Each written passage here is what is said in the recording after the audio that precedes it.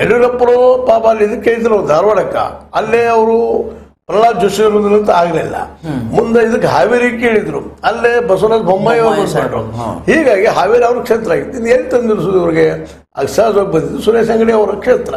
ಸುರೇಶ್ ಅಂಗಡಿ ಅವರು ಆಲ್ರೆಡಿ ಇಲ್ಲೇ ಇನ್ನೊಂದು ಮರಿತಾ ಇದ್ವಿ ನಾವು, ಅವ್ರು ಹೋಟ್ ಅಂತಾರೆ ಇಲ್ಲೇ ಬೈಲಹೊಂಗಲಾಗಿರ್ಬೋದು, ಮತ್ತನಾಗಿರ್ಬೋದು, ಎಲ್ಲ ಹೊಟ್ಗಳಿದ್ದಾವೆ. ಅದರಲ್ಲೂ ಬೈಲಹೊಂಗದಲ್ಲಿ ಈ ಸಲ ಏನಾಗ್ಬಿಟ್ಟಿದ್ದಪ್ಪ ಅಂತಂದ್ರೆ ಮ್ಯಾಕ್ಸಿಮಮ್ 3 ಮಂದಿ ಡಿಫ್ರೆನ್ಸಸ್ ಇತ್ತಲ್ಲ ಇದರಲ್ಲೇ.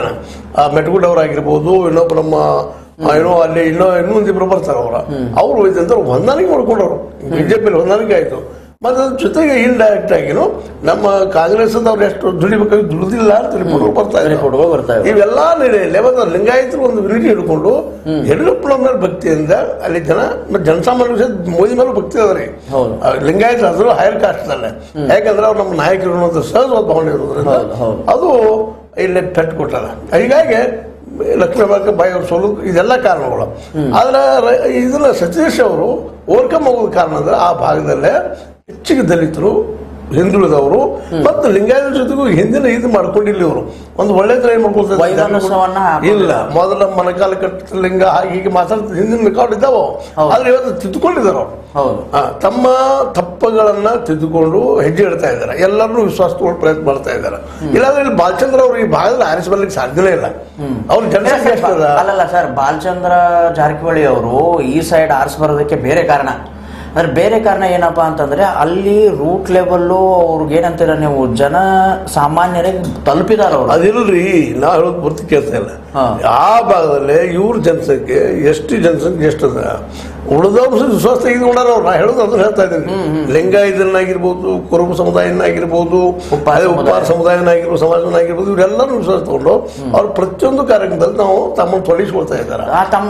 ನಮ್ಮ ಮನೆ ಕಾರ್ಯಕ್ರಮ ಅಂತ ಹೇಳಿ ಎಷ್ಟೋ ಬಡವ ಕುಟುಂಬಗಳೇ ಮದುವೆ ಇದು ಮಾಡಿ ಮತ್ತೆ ಕೆಲಸ ಮಾಡಿದ್ರಿಂದಾಗೆ ಎಂತ ಗಣಾದಂತ ಒಂದು ಬಲಿಷ್ಠ ಅಲ್ಲಿಯ ನಾಯಕ, ಲಿಂಗಾಯತ ನಾಯಕರಾಯ್ತು ಮತ್ಸನಾವತ್ತು ಇದ್ರು ಅವ್ರಿಗೆ ಗೆಲ್ಲಕ್ಕೆ ಆಸ್ಪದ ಆಗ್ತಾ ಇಲ್ಲ. ಅದಕ್ಕೆ ನಾನು ಹೇಳೋದು ಏನಪ್ಪಾ ಅಂತಂದ್ರೆ ಇಲ್ಲೇ ಇವ್ರು ಲಿಂಗಾಯತ ವಿಶ್ವಾಸ ಬಂದಿದ್ದಂಗೆ ಇಲ್ಲಿ ಇವತ್ತು ಈ ಫ್ಯಾಮಿಲಿ ಜಾರಕಿಹೊಳಿ ಫ್ಯಾಮಿಲಿ ಏನ್ ಮಾಡಿದಾರಪ್ಪ ಅಂದ್ರೆ ರಾಜಕೀಯವನ್ನು ಇಂಡಸ್ಟ್ರಿ ಮಾಡ್ಕೊಂಡಿದ್ದಾರೆ, ಒಂದು ಉದ್ಯೋಗ ಮಾಡ್ಕೊಂಡಿದ್ದಾರೆ.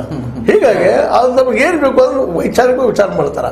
ಜೊತೆಗೆ ನಾವು ಅಂದ್ರೆ ತಮ್ಮ ಫ್ಯಾಮಿಲಿಯ ಒಂದು ಮೊದಲು ತಮ್ಮ ಫ್ಯಾಮಿಲಿ ಪ್ರೊಟೆಕ್ಷನ್, ಆಮೇಲೆ ಸಾಮಾಜಿಕವಾಗಿ ಏನ್ ಮಾಡ್ಲಿಕ್ಕೆ ಸಾಧ್ಯದಪ್ಪ ನಮಗ.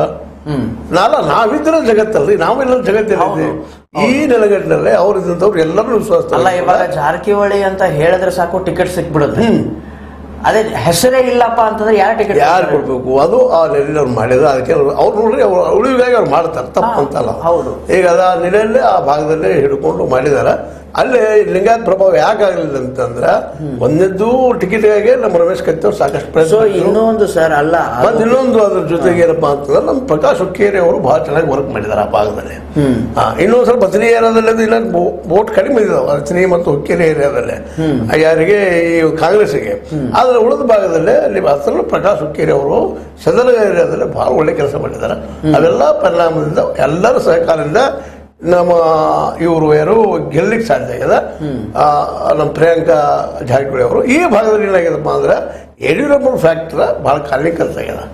ಹೀಗಾಗಿ ಅವ್ರು ಸ್ವತಃ ಅವರು ಇದರಲ್ಲಿನ ಗ್ರಾಮೀಣದಲ್ಲಿನ ಲಕ್ಷ್ಮೀ ಹೆಬ್ಬಾಳ್ಕರ್ ಬಾಯಿ ಅವರು ಗ್ರಾಮೀಣದ ಓಟ್ ಬಂದಿಲ್ಲ.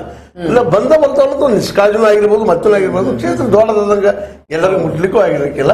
ಆ ಎಲ್ಲ ಹಿನ್ನೆಲೆ ಇವ್ರು ಸೋತಿದ್ದಾರೆ. ಮತ್ತು ರಾಜ್ಯ ಮಟ್ಟದ ನಾಯಕರ ಇಲ್ಲಿ ನಮ್ಮ ಸ್ವತಃ ಜಗದೀಶ್ ಶೆಟ್ಟರ್ ಅವರು ಹೌದು, ಅದೇ ಕಾಲಕ್ಕೆ ಯಡಿಯೂರಪ್ಪನವರು ಹೌದು. ಅವು ಕಾರಣಗಳು ಆಗ್ತಾವೆ. ಎಲ್ಲ ಒಂದೇ ಫ್ಯಾಕ್ಟ್ರಿ ಹೋಗೋದಿಲ್ಲ. ಅವ್ರು ಚೆನ್ನಾಗಿ ಮಾಡಿದ್ರು, ಅವ್ರು ಮಾಡಿದಾರೆ.